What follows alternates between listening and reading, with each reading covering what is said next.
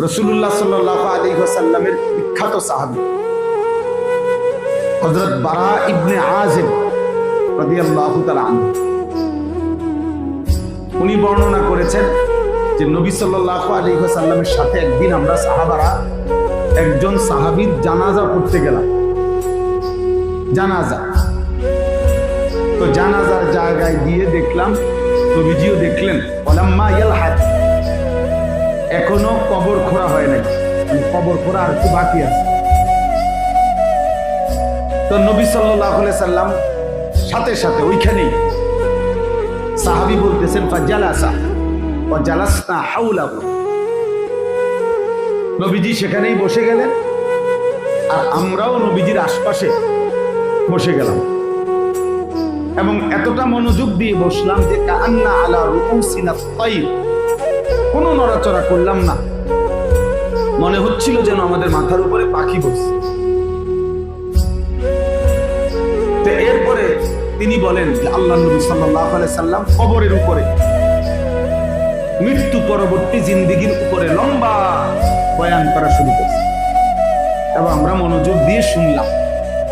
তাহলে এখন বলেন, কবরস্থান যেখানে অথবা যেখানে কবর খুঁড়তেছে ওইখানে তো নিশ্চয়ই এরকম প্যান্ডেল বানাইছিল আগে, না? নিচে পোগলা বিছানো ছিল তো তখন, নাকি? তাইলে ওইখানে নিশ্চয়ই ওই রকম বসার সুন্দর কোনো পরিবেশ ছিল না, কারণ ওটা তো গেছে জানাজা পড়তে। কিন্তু নবীজি সেখানেও বসছেন আর সাহাবারাও সেখানে কি করছেন? বসে গেছে পরিষ্কার। ও জালাসনা হাওলাহু, তাহলে আল্লাহর কথা বসে শুনতে হয়, বসে বলতে হয়। এটা আদব, এটা স্বাভাবিক নিয়ম।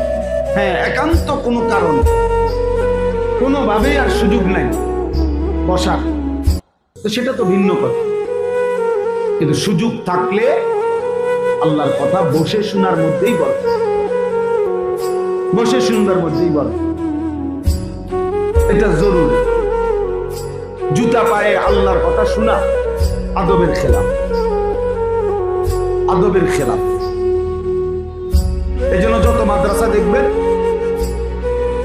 বিশেষ করে আমাদের কওমি মাদ্রাসা, একবারে নুরানি থেকে নিয়ে দাওরা, 6 বছরের বাচ্চা থেকে নিয়ে 25 বছরের বাচ্চা, সকলেই সমান জায়গায় বসে জুতা ছাড়া অবস্থায় সবক পড়ে, যুগ যুগ ধরে। কোরআনুল কারীমে আছে, মুসা আলাইহিস সালামকে আল্লাহ তাআলা বলছেন, ফাখলানা আলাইক, মুসা আমি তোমার রব, ইন্নী আনা রাব্বুক, আমি তোমার রব আল্লাহ, আমি তোমার সাথে এখন কথা বলবো, অতএব তুমি আগে জুতা খুলে ফেল। তুর পাহাড়ের মুসা আলাইহিস সালামকে কি খুলতে বলছে বলেন? তাহলে মুসা নবীর চাইতে তুর পাহাড় দামি, নবীর চাইতে পাহাড় দামি হয়। তুর পাহাড় যত মর্যাদাই হোক, একজন নবীর চাইতে পাহাড়ের মর্যাদা বেশি হয়। তাহলে এটা মূল বিষয় হলো, আল্লাহ তাআলা বুঝাইতে চাচ্ছেন আমি তোমার সাথে কথা বলবো, তুমি এখন আমার কথা শুনবা। ওয়া আনা ইখতারতুকা ফাসতামি' লিমা ইউহা, আমি তোমাকে বাছাই করেছি, পছন্দ করেছি, অতএব তুমি আমার কথা মনোযোগ দিয়ে শোনো। এই যে এরপরে শব্দ আর কি, এটা তো মনোযোগ দিয়ে আল্লাহর কথা শুনবার জন্য আল্লাহ আগে বলে নিছে, জুতা খোলো, বসো, মনোযোগ দিয়ে শোনো। এই জন্য আল্লাহর কথা মনোযোগ দিয়ে শুনবার জন্য জুতা খুলে বসা, এটা চেষ্টা করা। আল্লাহ তাআলা আমাদেরকে সব সময়ের জন্য তৌফিক দান। আহা, কথা তো ছিল যে সাহাবা বর্ণনা করছেন, হাদিসে আছে যে নবীজি আমাদের কাছে নসিহত করলেন একদিন লম্বা। তো সাহাবী বলেন, হযরত হুযায়ফা, হাফিজাহু মান হাফিজা ওয়া নাসিয়াহু মান নাসিয়া, আমরা অনেকেই নবীজির কথাগুলো মুখস্থ করলাম, অনেকে আবার ভুলে গেলাম, কিন্তু তিনি বলেন এতটা মনোযোগ দিয়ে আমরা সবাই শুনছি যে যদিও আমরা তাৎক্ষণিক নবীজির সবগুলো কথা মনে রাখতে পারি নাই, ভুলে গেছি, কিন্তু পরবর্তী জীবনে যখনই ওই রকম কোন ঘটনা, পরিবেশ, পরিস্থিতি তৈরি হয়েছে, তৎক্ষণাৎ আমাদের মনে পড়ছে যে আল্লাহ নবী এই ব্যাপারে এই কথাটা বলছে। এই হলো মনোযোগ দিয়ে শুনবার কথা। হতে পারে আজকে সব কথা 5 জন বক্তার 5 ঘন্টার পুরো ওয়াজ, এটা কোনো ক্যাসেট না যে আপনার মাথাটা যে আবার সুইচ টিপ দিলে এটা সব আবার আপনার মাথার থেকে বাইরে হবে, এটা না। কিন্তু মনোযোগ দিয়ে শুনবার বরকত হলো পরবর্তীতে যখনই ওই প্রেক্ষাপট, ওই পরিস্থিতি তৈরি হয়, তখন সে ওই কথাগুলো মনে পড়ে। দেখবেন মহিলাদের অভ্যাস এটা, মহিলারা বিগত 30 বছরের সংসারের কথা একবারে দাগ নম্বর, খতিয়ান নম্বর সহ, বিএস, সিএস, আরএফ সহ এগুলি জীবনে কোনো কথা বলে না, বুঝলেন? মহিলারা এটা গেলাম, রিস্কাতে নামলাম, এরপরে ঘরে গিয়ে বোরকাটা খুললাম, এরপরে আল্লাহ আল্লাহ করে মোরাদ বসলাম, এরপরে তোর মামিয়ে 1 গ্লাস পানি দিছে, দেওয়ার পরে শরবত কইছি, শরবত নাই, কি গো বউ, দিছে শরবত, এরপরে তোর মামা আসছে। এইভাবে এইভাবে মনে রাখে। তাইলে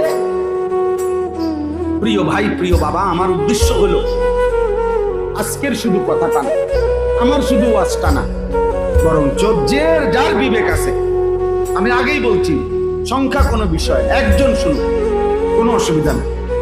এক আল্লাহর বান্দা যদি খোদার কসম শোনে আর তার যদি কিছুটা অনুভূতি জাগে, তাহলে এই মাহফিল সার্থক। মানুষ তো হইছে 10 লাখ, কেউ বুট খাইছে, কেউ বাদাম খাইছে, কেউ বন খাইছে, কেউ বেলুন কিনছে, কেউ ফুটকা কিনছে, কেউ চটপুরি খাইছে, কেউ খেলনার জিনিস কিনছে, কেউ বিড়ি খাইছে, সিগারেট খাইছে, কেউ টান দিছে আর দৌড় দিয়ে গিয়ে কতক্ষণ সুর ছিন্না গেছে, কেউ চিৎকার দিয়ে উঠছে আর স্লোগান দিছে আর কিরে লাগছে মনে হয় মারামারি, ওই দিছে দৌড়, আইয়া রং সাইয়া আবার গেছে গা। এই কি মানুষ, এই কি বয়ান, এই মাকসাদ সাহাবায়ে কেরাম সংরক্ষণ করছে। হাদিসের মধ্যে আছে, হযরত ইরবাজ ইবনে সারিয়া রাদিয়াল্লাহু তাআলা আনহু বলেন, নবীজি একদিন আমাদের মাঝে এমন ওয়াজ করলেন, ওয়াজের ফলে আমাদের প্রত্যেকের চোখ দিয়ে পানি পড়তে লাগলো, আমাদের অন্তর, কলিজা আল্লাহর ভয়ে কাঁপতে শুরু করল। জারাফাত মিনহাল উয়ুন ওয়া ওয়াজিলাত মিনহাল কুলুব। হযরত ইরবাজ বলেন, তখন আমরা নবীজি বয়ান শেষ করে ফেললেন, কথা শেষ করলেন, কিন্তু আমরা কাঁদতেছিলাম আর বলতেছিলাম, ইয়া রাসূলুল্লাহ, আপনি আমাদেরকে যদি আরেকটু বলতেন, আমাদেরকে যদি আরেকটু বলতেন। তো আল্লাহর নবী সাল্লাল্লাহু আলাইহি ওয়াসাল্লাম আবার পুনরায় আবার শুরু করছেন, আবার নসিহত, আবার ওয়াজ করছেন, পুনরায় আরো কথা বলছেন। তাইলে সাহাবায়ে কেরাম উপলব্ধি করতেন, চোখ দিয়ে পানি পড়তো, অন্তর আল্লাহর ভয়ে কাঁপতে শুরু করত।